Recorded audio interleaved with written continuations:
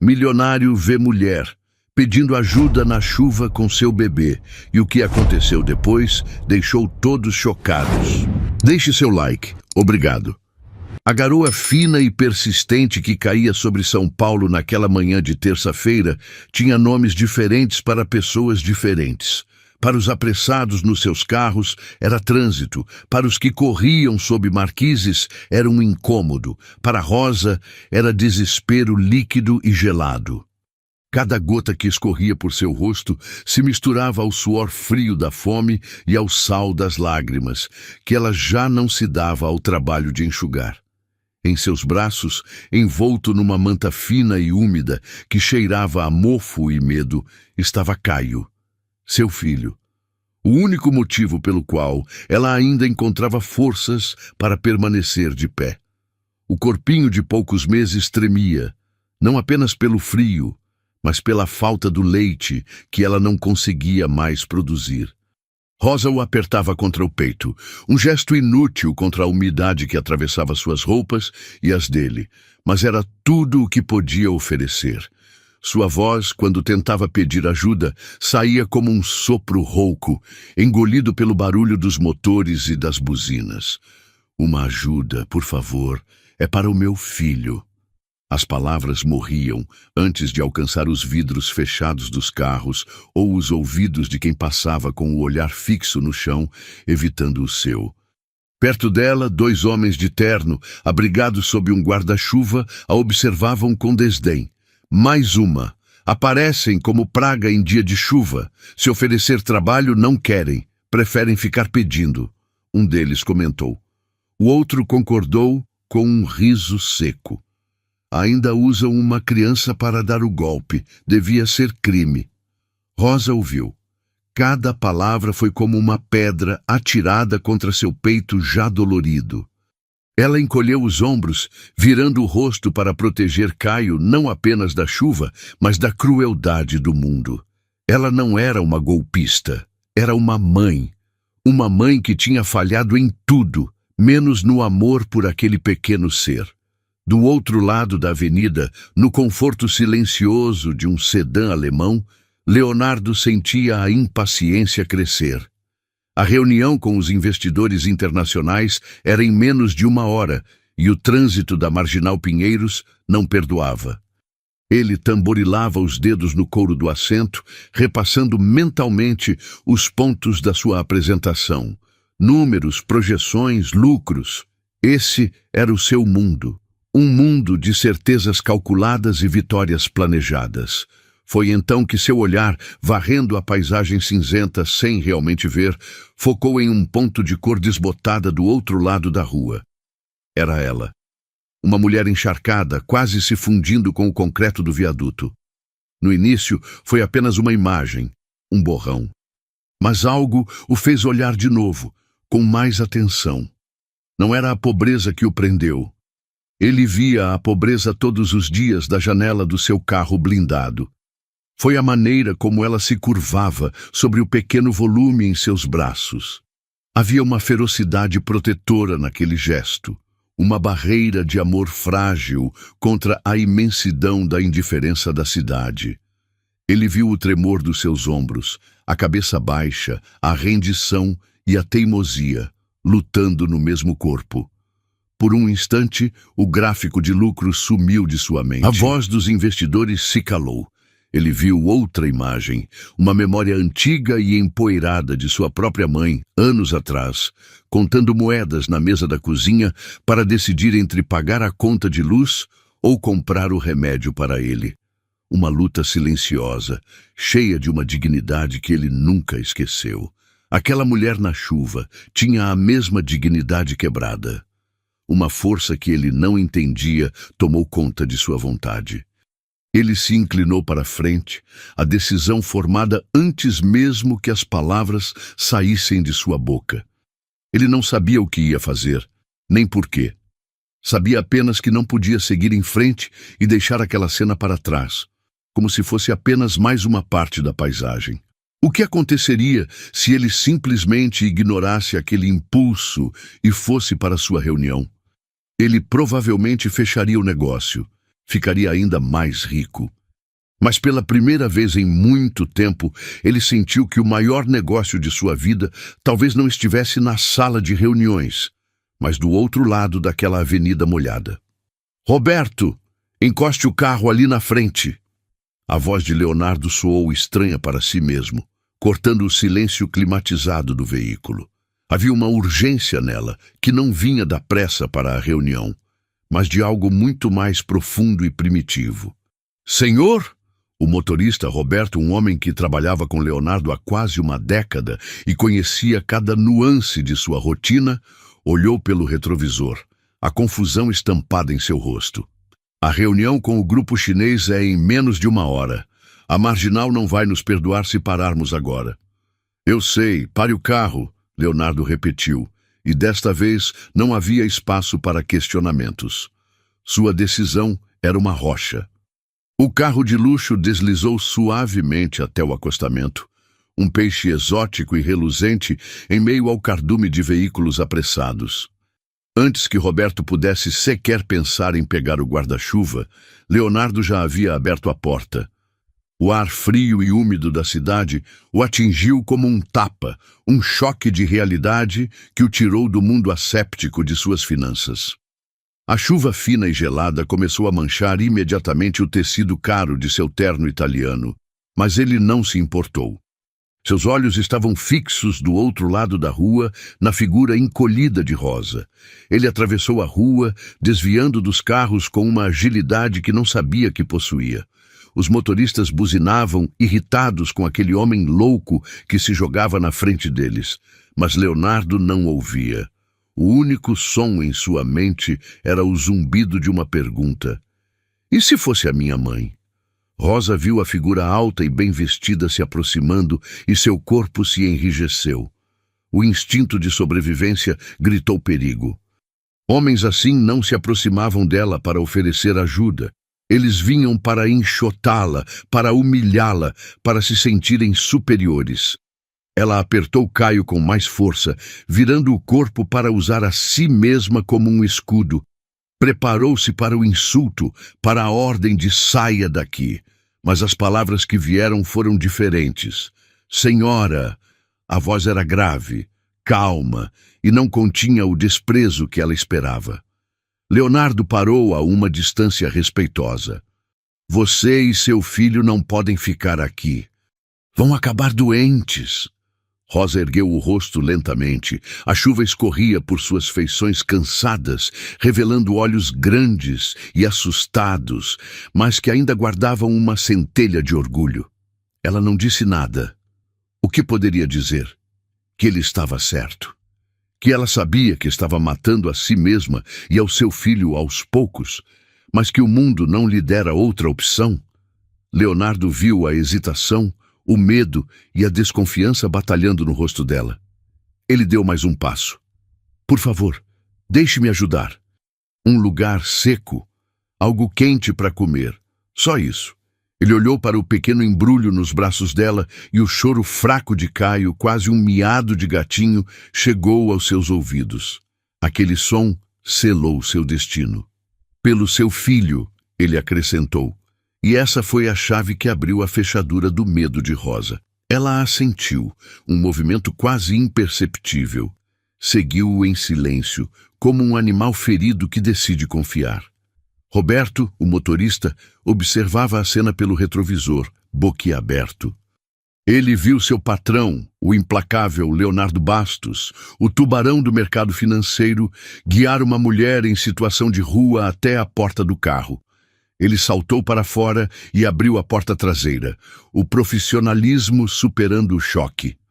Rosa entrou no carro com um cuidado reverente, sentando-se na beirada do assento de couro, com medo de sujar ou contaminar aquele santuário de riqueza. O cheiro de carro novo e de perfume caro era tão estranho que a deixou tonta. Leonardo não a levou a um de seus restaurantes 5 estrelas. Ele sabia que isso apenas a humilharia. Lembrou-se de um pequeno café, um lugar simples e familiar perto de seu antigo escritório. Para o café da esquina, Roberto, ordenou. O silêncio dentro do carro era pesado. Rosa apenas olhava para o filho, que, sentindo o calor repentino, começava a se acalmar. Leonardo a observava pelo canto do olho. Ela era jovem, talvez nem tivesse 30 anos. As mãos que seguravam o bebê eram finas, mas marcadas por calos e sujeira. O que teria acontecido para jogar uma vida tão jovem no abismo? No café, ele a conduziu para uma mesa no canto, longe dos olhares curiosos. Pediu uma sopa de mandioquinha, pão fresco, um suco de laranja e, para o bebê, uma mamadeira de leite morno. Quando a comida chegou, Rosa olhou para o prato fumegante como se fosse uma miragem. Seus olhos se encheram de lágrimas. Ela primeiro pegou a mamadeira, testou a temperatura no pulso com um instinto maternal que nem a miséria conseguiu apagar, e alimentou Caio. Só depois que o bebê arrotou, satisfeito, e adormeceu em seu colo, foi que ela pegou a colher. Ela comeu devagar, cada colherada uma mistura de alívio e dor. Leonardo não fez perguntas, apenas esperou. Quando ela terminou, ele falou: "Eu não quero ser invasivo, mas preciso entender." Com a voz ainda fraca, Rosa contou. Não a história toda, mas o suficiente. Falou do emprego que perdeu, da família que não tinha e do pai de Caio. "Ele me disse que me amava."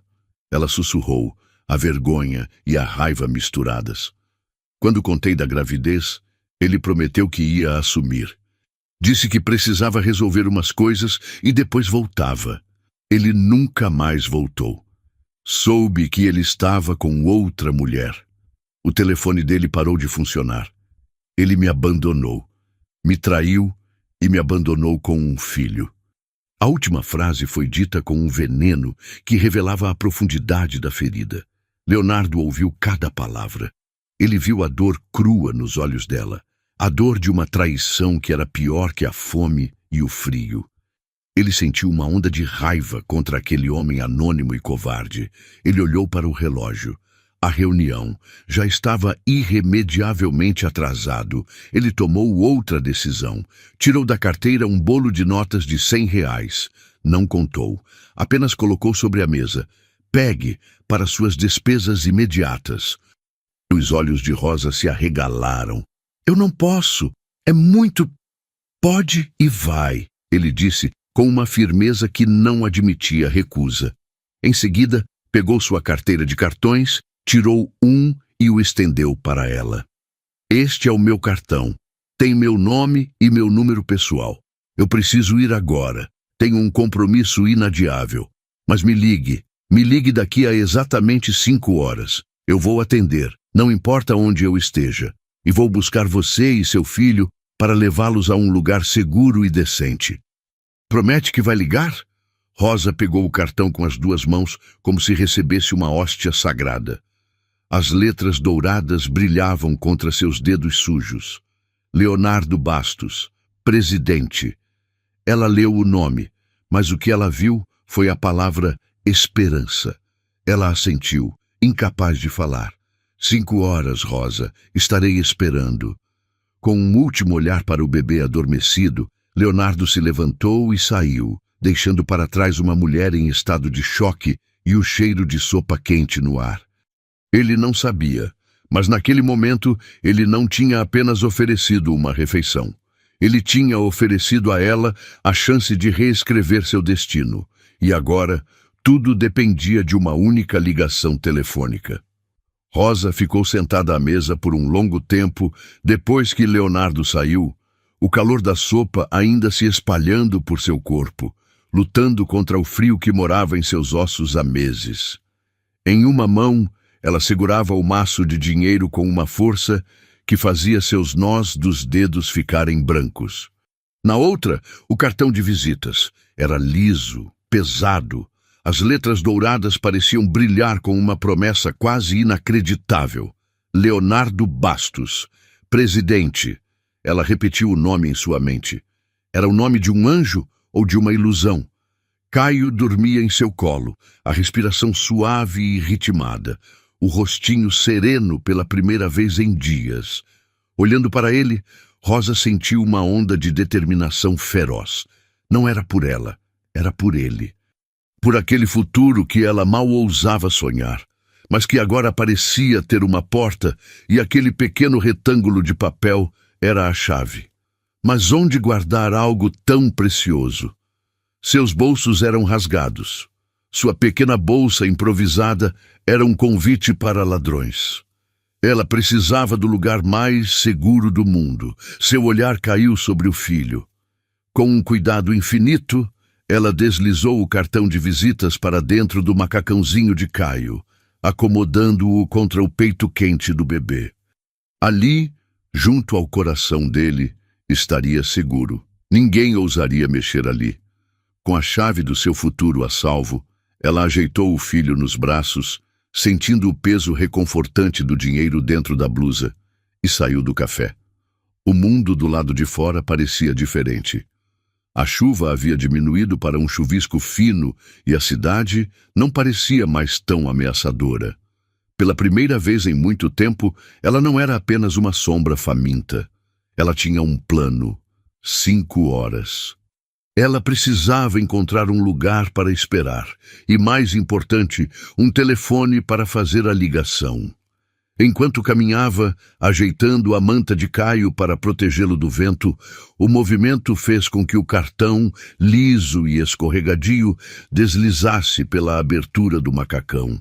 Ele caiu na calçada úmida, um pequeno retângulo branco com letras douradas, pousando silenciosamente ao lado de uma poça d'água. Rosa, absorta em seus pensamentos e no cuidado com o filho, não ouviu, não sentiu, não viu nada.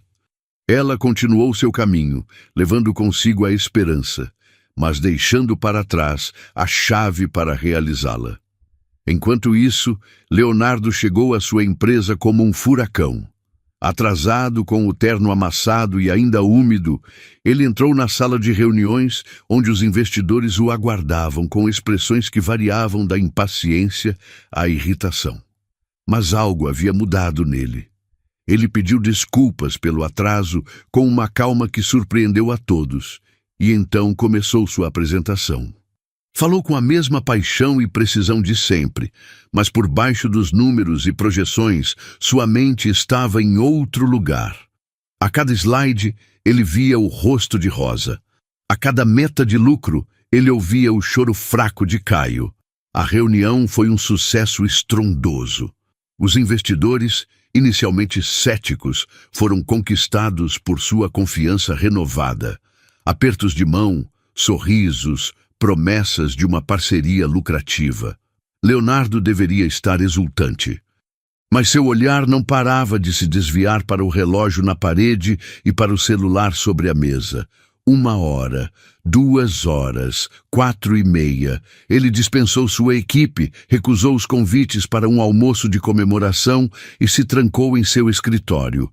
O ponteiro do relógio marcou as 5 horas. O silêncio do telefone era um grito em seus ouvidos. A euforia da vitória nos negócios se desfez, substituída por uma ansiedade corrosiva. Ela não vai ligar, uma voz cínica sussurrou em sua mente. Ela só queria o dinheiro. Foi ingênuo da sua parte, Leonardo. As pessoas são assim. Ele se lembrou dos homens que julgavam Rosa na rua. Será que eles estavam certos? Mas então, outra imagem se sobrepôs. A maneira como ela alimentou o filho primeiro. A vergonha em sua voz ao falar do homem que a abandonou. A forma como seus dedos tremeram ao segurar o cartão. Aquilo não era atuação. Aquilo era real. As horas se passaram. A decepção começou a se transformar em preocupação. E se algo tivesse acontecido? E se ela não tivesse um telefone? E se tivesse sido assaltada?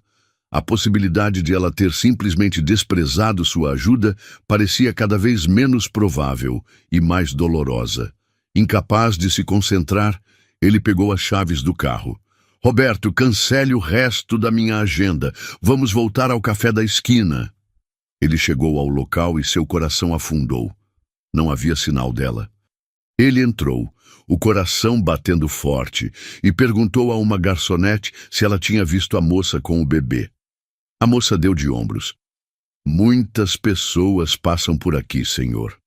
Derrotado, Leonardo se virou para sair. Foi quando seus olhos de predador, treinados para encontrar detalhes que ninguém mais via, captaram algo no chão, perto da porta. Meio submerso em uma poça, sujo de lama, estava o seu cartão.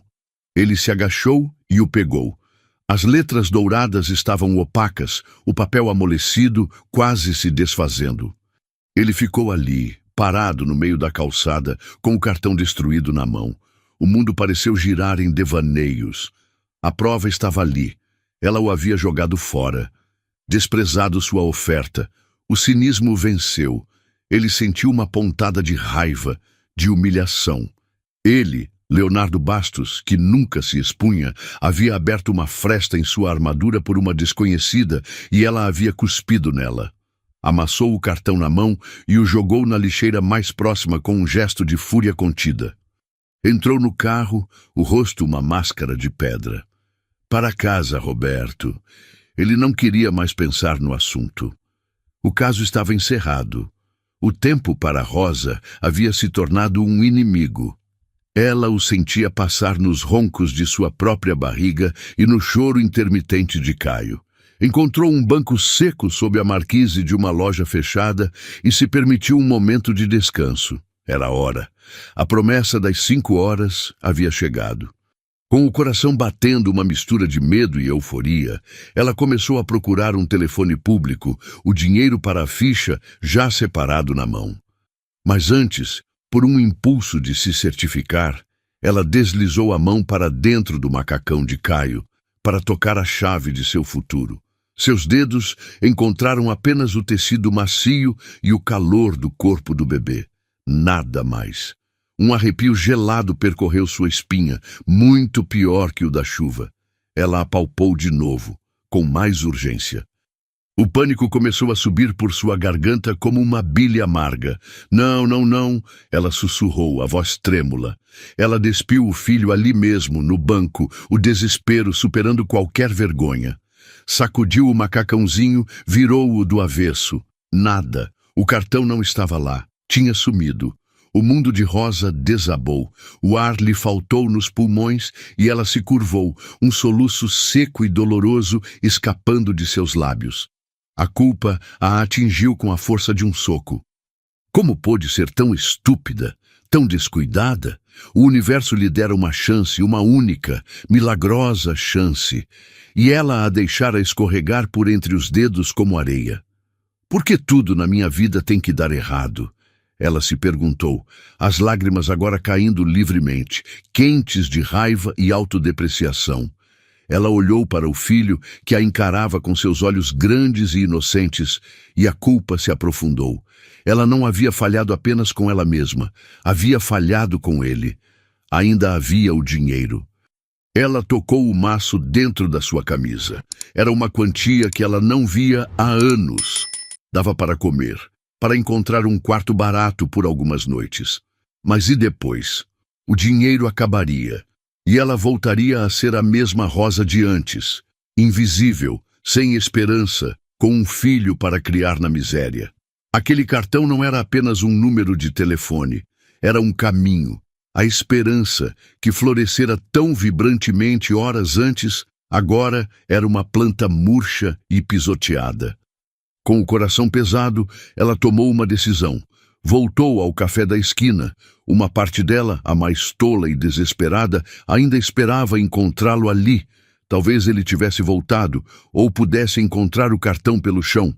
Mas o local estava quase vazio, e a cadeira onde Leonardo se sentara era apenas uma cadeira, e todo o caminho que percorreu, ela olhava pelo chão e não encontrou o cartão perdido. Ela entrou no café. Pediu um prato simples, mais para ter o direito de ficar ali do que por fome.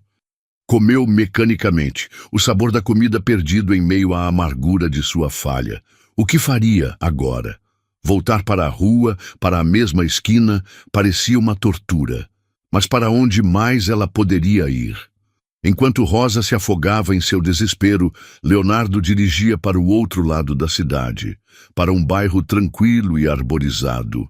Ele havia jogado o cartão fora, mas não conseguia jogar fora a sensação de inquietação. Ele estacionou em frente a uma casa charmosa, com um jardim bem cuidado. Hoje era o aniversário de sua mãe, 78 anos. Era um ritual sagrado.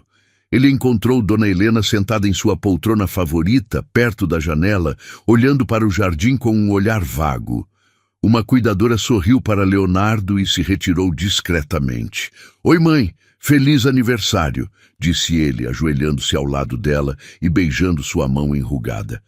Ela virou o rosto para ele e, por um instante, seus olhos azuis, nublados pelo Alzheimer, brilharam com reconhecimento. "Léo, meu filho, você veio." "Eu sempre venho, mãe, sempre." Ele segurou a mão dela, sentindo a pele fina como papel. Era a única pessoa no mundo que ela ainda reconhecia. Para ela, os irmãos dele, os netos, eram estranhos gentis. Mas ele, seu primogênito, era sua âncora na névoa da memória que se dissipava. "Aconteceu uma coisa hoje, mãe." Ele começou a contar mais para si mesmo do que para ela. "Eu conheci uma mulher, na rua, com um bebê, na chuva.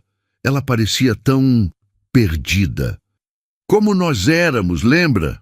Dona Helena sorriu, um sorriso doce e distante, sem entender completamente as palavras, mas sentindo a emoção na voz do filho. "Eu tentei ajudar", continuou ele, a voz embargada. "Mas acho que ela não quis a minha ajuda.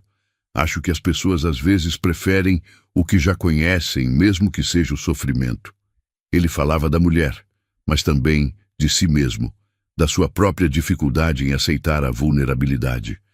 Ele deu a ela um presente, conversou por mais uma hora sobre trivialidades, sentindo o amor incondicional que só ela lhe dava.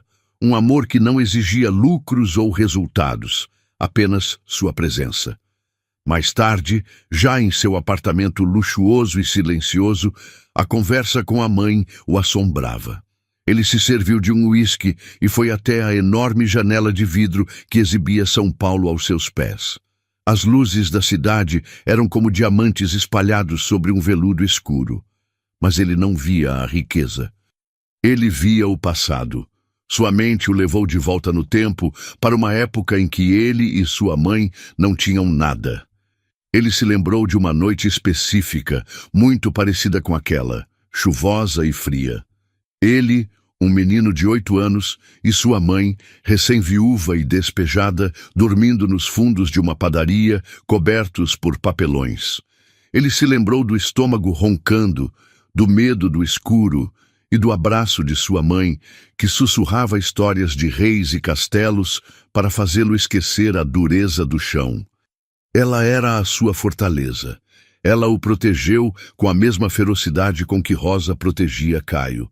Aquele impulso que o fez parar o carro não veio do nada. Veio daquele menino de 8 anos, assustado e com fome.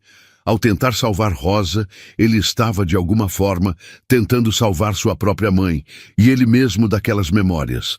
E ao ser rejeitado, ou ao pensar que foi, a dor que sentiu não era a do orgulho ferido de um milionário. Era a dor daquele menino, vendo a porta da esperança se fechar mais uma vez. Ele virou o copo de uísque de uma só vez, o álcool queimando sua garganta, mas não o suficiente para apagar a imagem de uma mulher na chuva, abraçada ao seu filho. O dia seguinte amanheceu cinzento, um espelho do estado de espírito de Leonardo.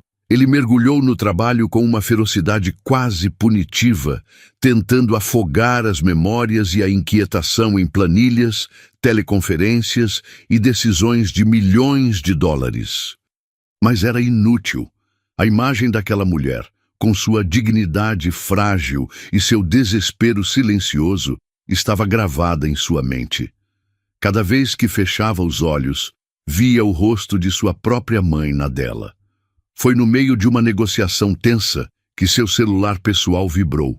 Era Roberto, o motorista. Leonardo atendeu, a voz ríspida pela interrupção. O que foi, Roberto? Estou ocupado. A voz do outro lado da linha era hesitante, mas firme. Senhor, desculpe incomodar, mas o senhor não vai acreditar. Eu estou passando pela marginal, perto daquela ponte, e ela está aqui. O mundo de Leonardo parou. As vozes na sala de reunião se tornaram um zumbido distante. Ela quem, Roberto? Ele perguntou, embora já soubesse a resposta. A moça, senhor, a Rosa, com o bebê. Ela está no mesmo lugar de ontem, parada, olhando para os carros. O que eu faço? O senhor quer que eu vá até lá, que eu pergunte por que ela não ligou? O coração de Leonardo se dividiu. Uma parte dele, a parte cínica e ferida, gritou: Não, deixe-a. Ela fez a escolha dela. Ela jogou o cartão fora. Só quer mais dinheiro. A humilhação do dia anterior ainda estava fresca. Não, Roberto, ele disse, a voz fria como gelo. Não faça nada. Ela teve a chance dela. Volte para os seus afazeres. Ele desligou o telefone com um clique seco, encerrando o assunto. Mas ele não conseguiu encerrar o sentimento. Uma inquietude, uma intuição poderosa e irracional tomou conta dele. Era a mesma força que o fizera parar o carro no dia anterior. Era a voz de sua mãe em sua memória, dizendo que a verdadeira força não está em desistir das pessoas, mas em dar uma segunda chance. E se ele estivesse errado? E se a história toda fosse um trágico mal-entendido? A dúvida era uma tortura. Viver com a certeza de que ela o rejeitou era uma coisa. Viver com a possibilidade de que ele a abandonou ao erro era insuportável. Com as mãos trêmulas, ele pegou o telefone novamente e discou o número de Roberto. Volte lá, disse ele, a voz urgente. Vá falar com ela, descubra o que aconteceu. Eu preciso saber a verdade, Roberto, para não carregar essa dúvida. Roberto, que ainda não havia se afastado muito, deu meia volta com o carro. Ele viu Rosa, o rosto marcado pela noite mal dormida, o corpo balançando suavemente para acalmar o filho. Ele parou o carro e se aproximou dela com cuidado. Senhora! Rosa! Ao ouvir a voz e reconhecer o rosto do motorista, o mundo de Rosa girou. A esperança que ela pensava estar morta e enterrada ressuscitou com uma força violenta. As pernas fraquejaram e ela caiu de joelhos na calçada, as lágrimas que ela não tinha mais forças para chorar jorrando de seus olhos. Graças a Deus! Oh, meu Deus, obrigada! Ela soluçava, agarrando-se à perna da calça de Roberto como se ele fosse um anjo enviado dos céus. Roberto, um homem simples e de bom coração, ficou profundamente comovido. Ajoelhou-se ao lado dela. Calma, minha senhora, calma. O que aconteceu? Por que não ligou? Eu perdi, ela disse em meio aos soluços, a voz quebrada pela emoção. Eu perdi o cartão, eu juro. Eu procurei por toda parte, voltei ao restaurante, mas ele sumiu. Eu não tinha como ligar, não tinha o número. Eu pensei que tinha perdido tudo. Naquele instante, Roberto soube que ela falava a verdade. A dor e o alívio em seu rosto eram genuínos demais para serem fingidos. Ele pegou o celular. Senhor Leonardo, está na linha? Estou ouvindo, Roberto. Ela perdeu o cartão, senhor, foi isso. Ela está aqui desesperada. Ela achou que nunca mais o veria. Do outro lado da linha, um silêncio pesado. Leonardo fechou os olhos e a imagem do cartão amassado que ele jogara no lixo o assombrou. A culpa o atingiu. Ele a julgara, a condenara sem um julgamento justo. Sua voz, quando voltou, era suave, mas carregada de uma emoção que Roberto raramente ouvia. Roberto, coloque-a no carro agora. Leve-a para o meu apartamento. Ligue para a dona Lúcia, a governanta. Diga a ela para preparar o quarto de hóspedes e providenciar tudo o que ela e o bebê precisarem. Roupas, comida, um banho quente, tudo. Diga que mais tarde chego em casa e que ninguém vai mais fazer mal a ela. A viagem até o apartamento de Leonardo foi um borrão para Rosa. Ela estava sentada no mesmo banco de couro macio de antes, mas desta vez não sentia medo ou vergonha. Sentia uma exaustão profunda, como se o peso de anos de luta estivesse finalmente sendo retirado de seus ombros. Caio, sentindo a calma da mãe, dormia tranquilamente em seus braços. O carro deslizou para a garagem de um prédio imponente na Zona Sul, um mundo de concreto e vidro que parecia pertencer a outro planeta. Na porta do apartamento, uma senhora de cabelos grisalhos e uniforme impecável os esperava.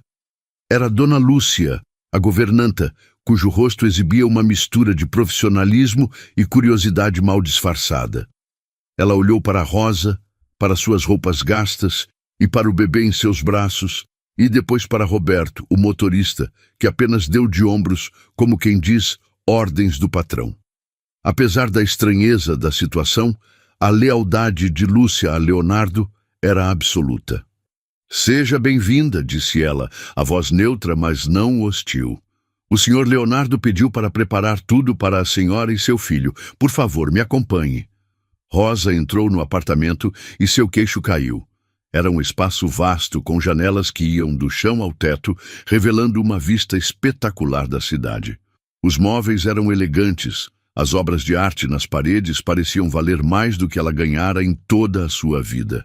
Ela se sentiu pequena, uma intrusa naquele palácio de silêncio e ordem. Dona Lúcia a guiou até um quarto de hóspedes que era maior que qualquer lugar onde Rosa já havia morado. Uma cama com lençóis brancos e macios, um banheiro privativo com toalhas felpudas e uma variedade de sabonetes e shampoos. Sobre a cama, roupas novas, um conjunto de moletom confortável, roupas íntimas e até mesmo um pijama. Ao lado, um berço de madeira escura, já montado, com um pequeno enxoval. Rosa tocou os lençóis do berço com a ponta dos dedos. Eram tão macios. As lágrimas voltaram, mas desta vez eram de pura gratidão. "O banho está pronto, senhora. Pode usar o tempo que precisar. Depois trarei uma refeição para a senhora", disse Lúcia, antes de se retirar e fechar a porta suavemente. O banho foi um ritual de purificação. Rosa sentiu a água quente lavar não apenas a sujeira de dias, mas também o cansaço, a humilhação, o desespero. Ela lavou os cabelos, sentindo o perfume do shampoo caro, e chorou. Chorou pela vida que estava deixando para trás e pela vida que ela não sabia como começar. Depois de vestir as roupas limpas, que pareciam um abraço em seu corpo, ela comeu a refeição mais saborosa de sua vida. Um simples prato de arroz, feijão, bife e salada, mas que para ela tinha o gosto da dignidade. No final da tarde, Leonardo chegou. Ele encontrou Rosa sentada na poltrona do quarto, ninando Caio, que agora vestia um macacãozinho novo e cheirava a talco de bebê. O coração de Leonardo se apertou. Ele se sentiu culpado por tê-la julgado. "Rosa", disse ele, a voz suave, "me desculpe. Eu deveria ter imaginado que algo tinha acontecido." "O senhor não tem que se desculpar por nada", respondeu ela, a voz ainda tímida. "O senhor salvou a minha vida e a do meu filho." Ele se aproximou e estendeu a ela uma pequena caixa.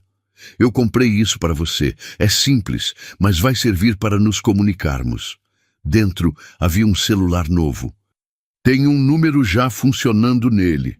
Pedi para a operadora ativar." Ele então se virou para a porta, onde Lúcia esperava. "Lúcia, eu sei que não é o seu costume, mas eu gostaria de pedir que a senhora dormisse aqui hoje. Não quero que a Rosa se sinta desconfortável ou sozinha em um ambiente estranho." A governanta assentiu, o respeito por seu patrão crescendo ainda mais. Aquele gesto, aquela preocupação com o bem-estar emocional de Rosa, dizia mais do que qualquer quantia em dinheiro. Na manhã seguinte, um sábado, o sol entrava pelas janelas da sala de jantar. Leonardo, Rosa e Dona Lúcia tomavam café da manhã juntos. O clima era mais relaxado. Leonardo, sem o terno e a gravata, parecia mais acessível. "Rosa", começou ele, depois de um gole de café, "eu não quero que você pense que isso é apenas um abrigo temporário. Eu quero te ajudar a recomeçar. De verdade. Mas para isso, preciso saber mais sobre você. O que você fazia antes? Antes de tudo isso, Rosa hesitou por um momento. A memória de sua antiga vida parecia pertencer a outra pessoa. Eu era auxiliar de enfermagem, disse ela, a voz ganhando um pouco de confiança. Trabalhava em um pequeno hospital de bairro, na Zona Leste. Eu gostava muito. Gostava de cuidar das pessoas, de aliviar a dor delas. Era o que eu sabia fazer. Leonardo a ouviu com atenção, um brilho de interesse em seus olhos. Alguém que dedicava a vida a aliviar o sofrimento alheio e que acabara sofrendo tanto. A ironia era cruel. Ele estava prestes a dizer algo quando seu celular tocou. O nome na tela o fez gelar.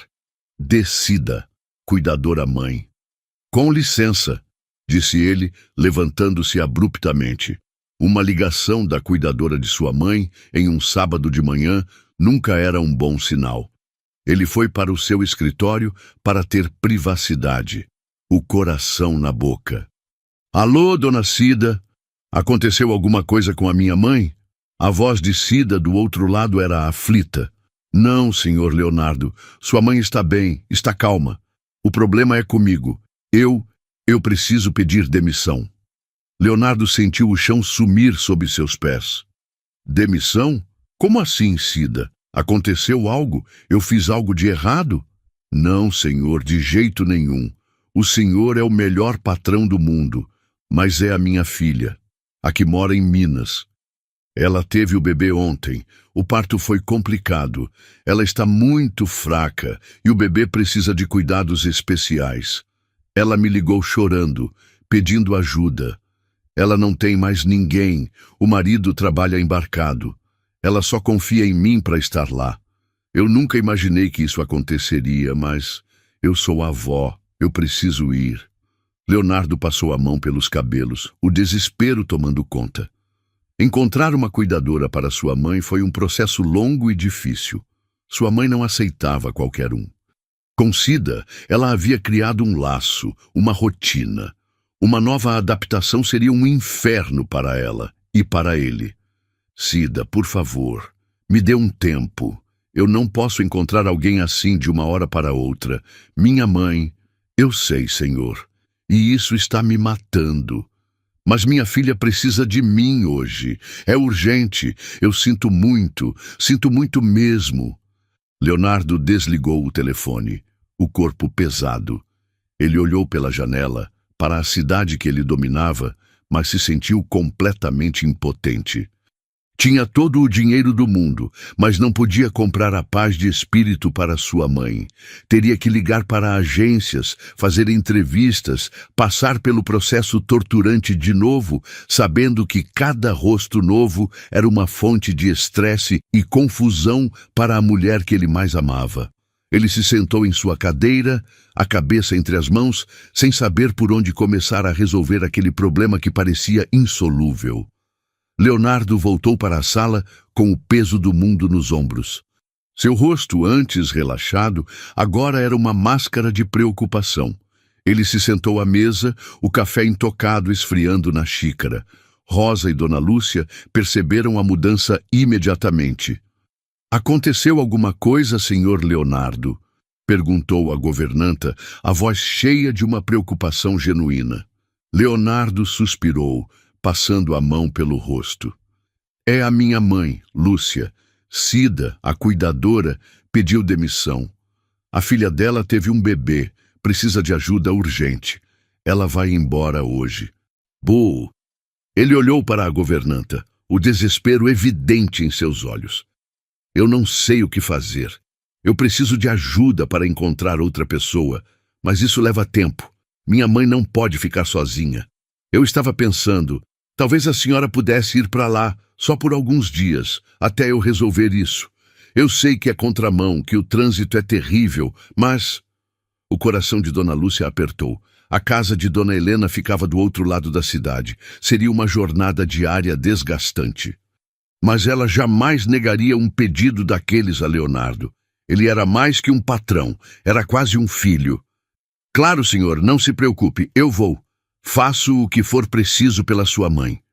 Enquanto eles conversavam, Rosa ouvia em silêncio.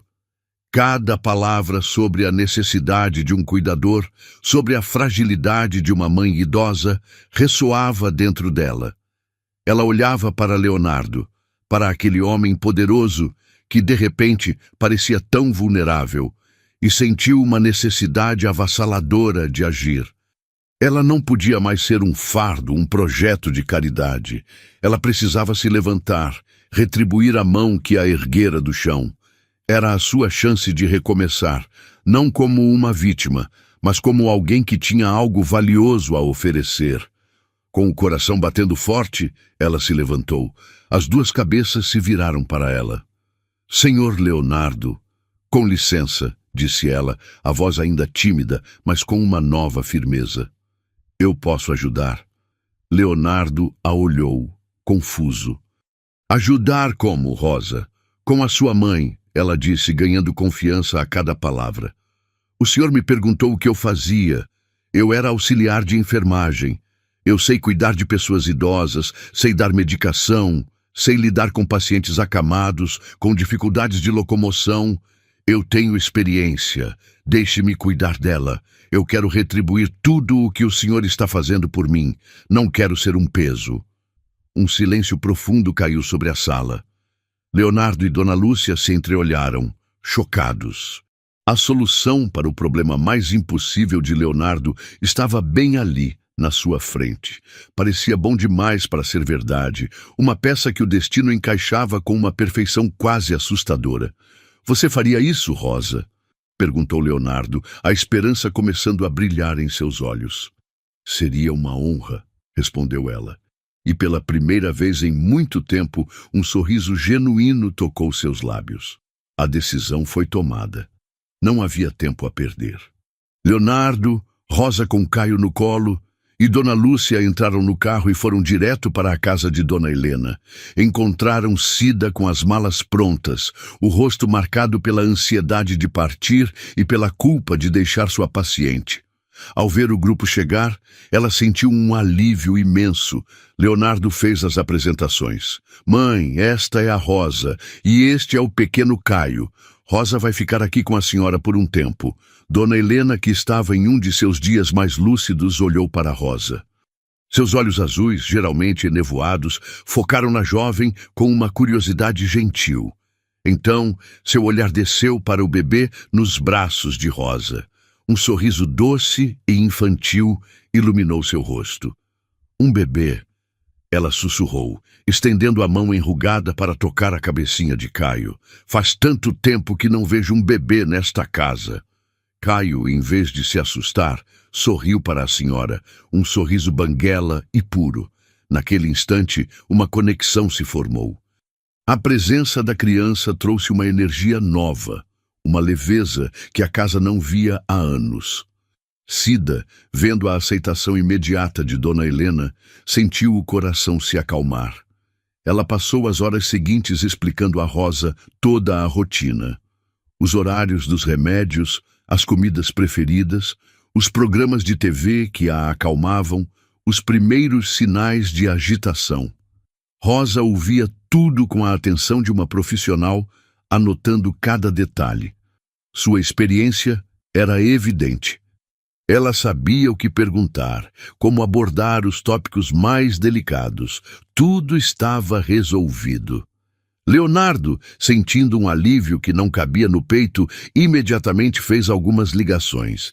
Mandou entregar um berço novo, brinquedos para Caio e providenciou para que um dos quartos fosse rapidamente preparado para Rosa e seu filho. Ela não seria uma empregada, seria uma companheira para sua mãe, com todo o conforto e dignidade, e ainda receberia um ótimo salário para recomeçar sua vida.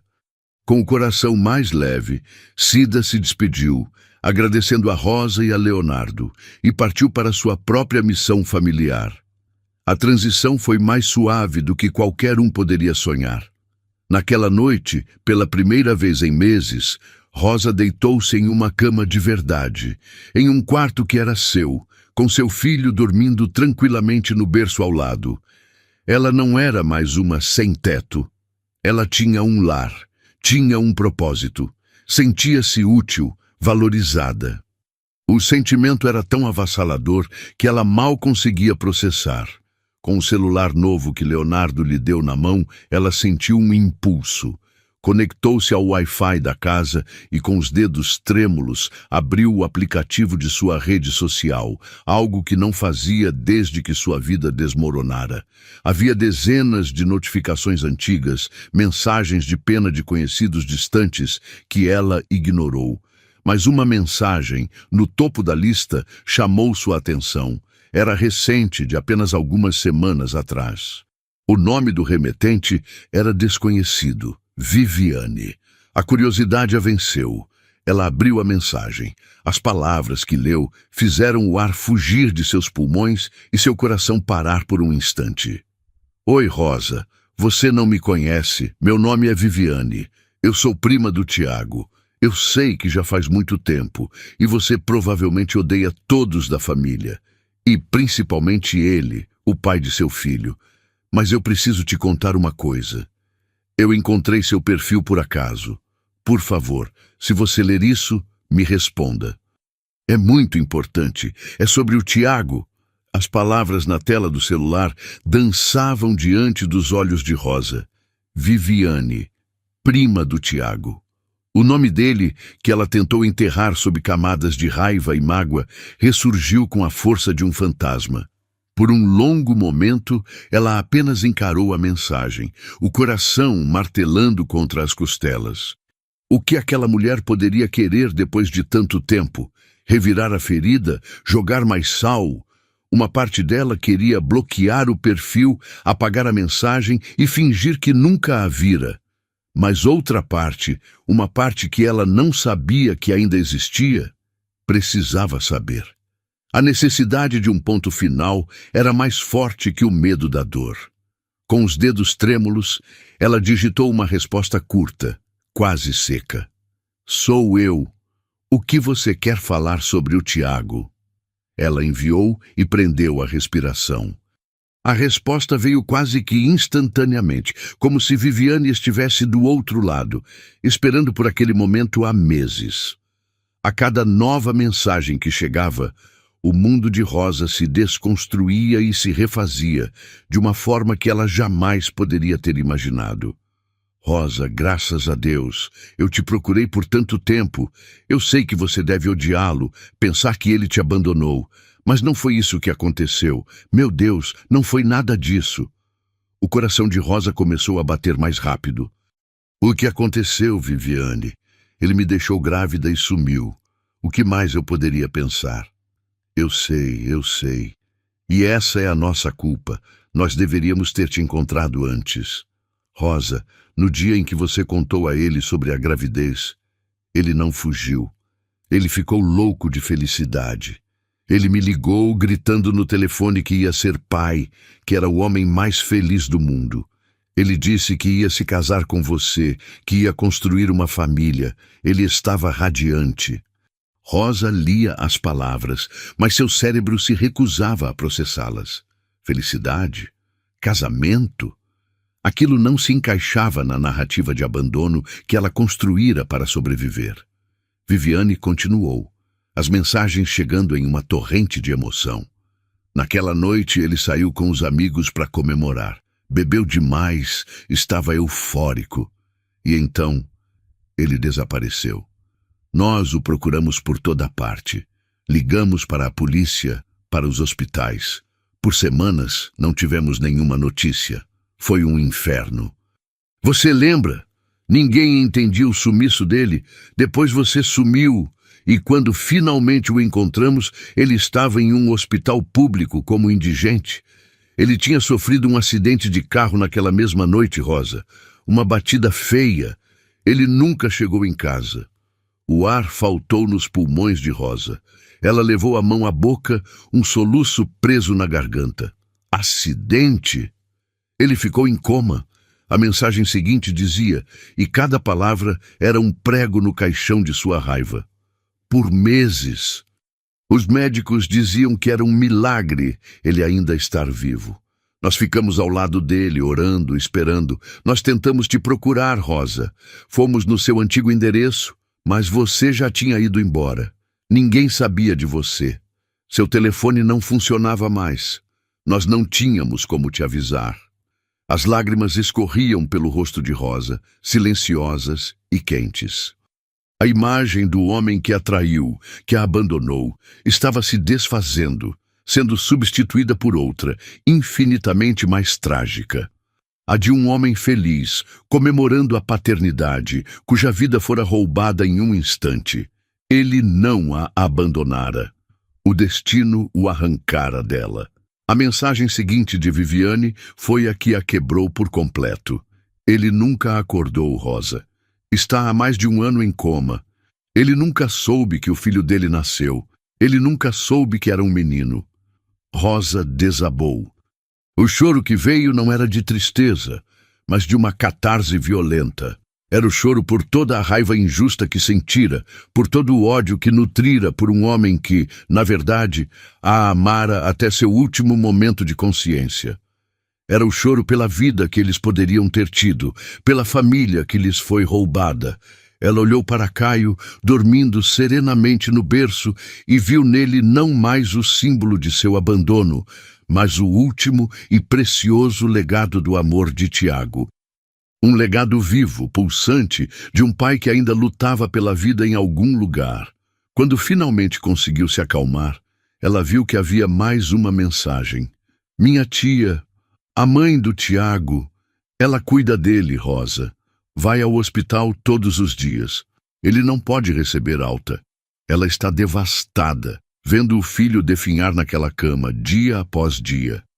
Ela acha que a vida dele foi interrompida sem deixar nada, sem deixar um rastro no mundo. Ela não sabe que tem um neto. Rosa, saber do Caio. Seria como dar a ela um motivo para continuar lutando. Seria como ter um pedaço vivo do Tiago de volta. Ela precisa saber. Ela precisa conhecê-lo. Naquele momento, em meio à sua própria dor, Rosa sentiu uma nova onda de propósito. Seu filho não era apenas seu.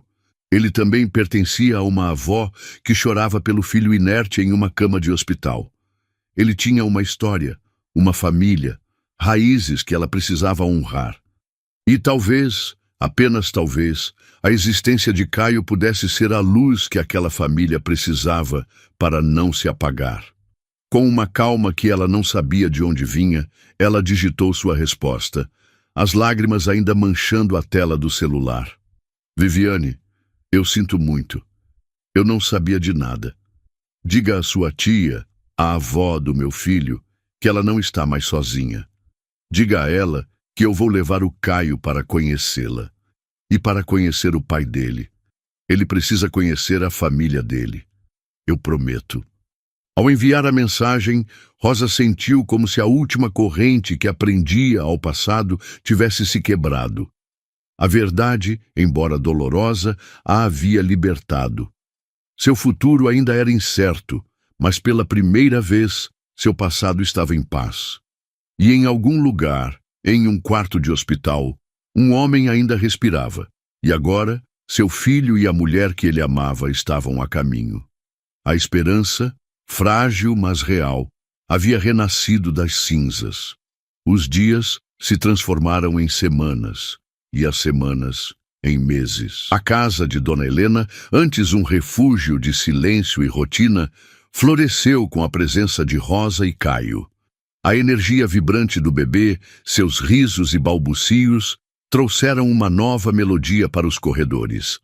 Dona Helena, em seus momentos de lucidez, irradiava uma alegria que há muito não se via. Ela adorava a companhia de Rosa, a forma gentil como era cuidada, a paciência e o carinho que Rosa dedicava a cada detalhe. E Caio? Caio era a luz de seus olhos, um raio de sol que a fazia sorrir mesmo nos dias mais nublados de sua memória. Rosa, por sua vez, encontrou um propósito e uma paz que jamais imaginou. Cuidar de Dona Helena era mais do que um trabalho. Era uma forma de retribuir a bondade que a salvara. Ela se dedicava com paixão, aplicando seus conhecimentos de enfermagem e, mais importante, seu coração. Mas havia outra família esperando. A família de Tiago. Após a troca de mensagens com Viviane, Rosa sentiu que era hora. Com o apoio e a compreensão de Leonardo, ela marcou o encontro. A ansiedade era palpável. Como seria recebida? Como seria recebida pela avó de Caio? O dia chegou.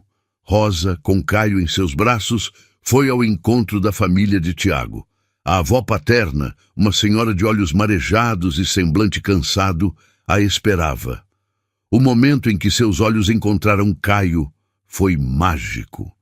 O menino, com seus traços tão semelhantes aos de Tiago quando criança, era um espelho do filho que ela tanto amava e que agora jazia inerte. Lágrimas de emoção e alívio rolaram pelo rosto da avó. Ela abraçou Caio com uma força que vinha da alma, um abraço que continha toda a dor da perda e toda a alegria do reencontro. Rosa foi recebida não com julgamento, mas com um amor e uma gratidão avassaladores. A família de Tiago, que também sofreu com a incerteza e a dor, encontrou em Caio um pedaço vivo do filho, do sobrinho, do primo que eles tanto amavam. As histórias de Tiago foram contadas, as memórias compartilhadas, e Rosa finalmente pôde preencher as lacunas de sua própria história, entendendo o homem que a amara e que o destino lhe roubara. A partir daquele dia, Caio passou a ter 2 lares. Ele revezava entre a casa de Dona Helena, onde Rosa o criava com todo o amor, e a casa da avó paterna, que o mimava e o ensinava sobre o pai que ele nunca conheceu. Era uma família grande e imperfeita, unida pela dor e pelo amor, e Caio era o elo que os mantinha conectados. Rosa, com o coração em paz, continuou sua rotina com Dona Helena, e sempre que ia para o hospital, ela colhia as flores mais bonitas do jardim de Dona Helena. Eram para Tiago. Ela levava Caio, e juntos eles visitavam o pai. Rosa falava com ele, contava sobre o dia de Caio, sobre as risadas de Dona Helena. Ela lia para ele, cantava para ele, e Caio, com seus dedinhos pequenos, tocava a mão do pai, como se soubesse que ali havia um amor que o esperava. A esperança de um milagre nunca se apagou. Eles tinham fé que um dia ele ia acordar. Leonardo observava tudo de perto. Ele via a transformação em Rosa, a alegria em sua mãe, a vida que Caio trouxe para todos. E mais importante, ele sentia a transformação em si mesmo. O vazio que o dinheiro não preenchia, a inquietude que o perseguia, começaram a diminuir. O bem que ele fizera a uma desconhecida, sem esperar nada em troca, havia retornado para ele de formas inesperadas. Seus negócios prosperavam, mas agora ele encontrava um novo sentido em cada vitória. Não era apenas sobre lucros, mas sobre o impacto que suas ações podiam ter na vida das pessoas. Ele se sentia mais leve, mais feliz, mais humano. A história de Rosa, de Caio, de Tiago, de Dona Helena e de Leonardo se tornou um testemunho silencioso. Um lembrete de que, mesmo nas maiores adversidades, a gentileza é uma força capaz de transformar destinos. Que o verdadeiro valor não está no que se acumula, mas no que se compartilha, e que, às vezes, levantar quem não tem nada a oferecer em troca é a maior recompensa de todas. A vida, com suas reviravoltas e surpresas, continuava, tecendo novos fios de esperança e amor, provando que um único ato de bondade pode, de fato, mudar o mundo. Se a jornada de Rosa e Leonardo tocou o seu coração e renovou a sua fé na bondade, mostre o seu apoio. Curta este vídeo para que mais pessoas possam se inspirar com essa mensagem. E para não perder nenhuma de nossas próximas histórias, que são feitas para emocionar e transformar, inscreva-se no canal e ative o sininho de notificações. Comenta abaixo. Amei se você achou uma história linda. Muito obrigado e até a próxima.